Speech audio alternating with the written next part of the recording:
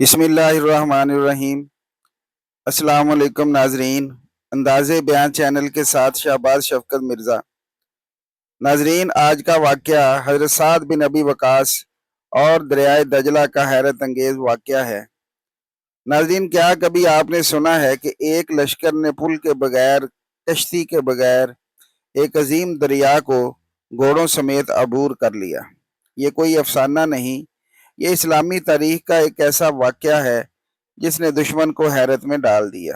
آئیے سنتے ہیں حضرت سعد بن ابی وقاص اور ان کے لشکر کا ایمان افروز واقعہ۔ حضرت عمر بن خطاب رضی اللہ تعالیٰ عنہ کے دور خلافت میں حضرت سعد بن ابی وقاص کی قیادت میں اسلامی لشکر فارس کے دارالحکومت مدائن کی طرف بڑھ رہا تھا۔ جب لشکر دریائے دجلہ کے کنارے پہنچا تو سب حیران رہ گئے۔ دریا طغیانی پر تھا، نہ کوئی پل تھا نہ کشتی، اور دشمن دوسری طرف کھڑا انتظار کر رہا تھا۔ بعض لوگوں نے کہا، امیر، پانی بہت تیز ہے، انتظار کر لیتے ہیں۔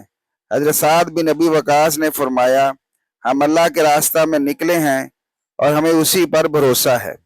پھر انہوں نے لشکر کو اللہ پر توکل کی تلقین کی، دعا کی اور حکم دیا، اللہ کا نام لے کر آگے بڑھو۔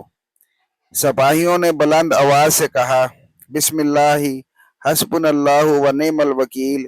پھر گھوڑے دریا میں اتر گئے، اور تاریخی روایات کے مطابق پانی اگرچہ گہرا تھا مگر لشکر منظم انداز میں آگے بڑھتا گیا، اور ہر سپاہی کا دل اللہ پر یقین سے بھرا ہوا تھا۔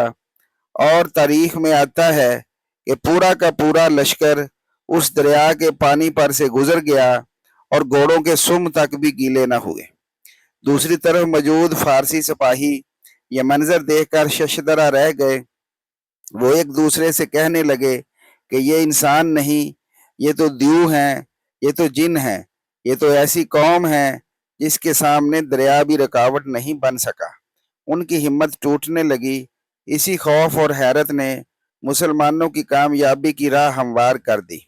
اللہ تعالیٰ کے فضل سے اسلامی لشکر دریا عبور کرنے میں کامیاب ہوا اور بعد میں مدائن فتح ہو گیا۔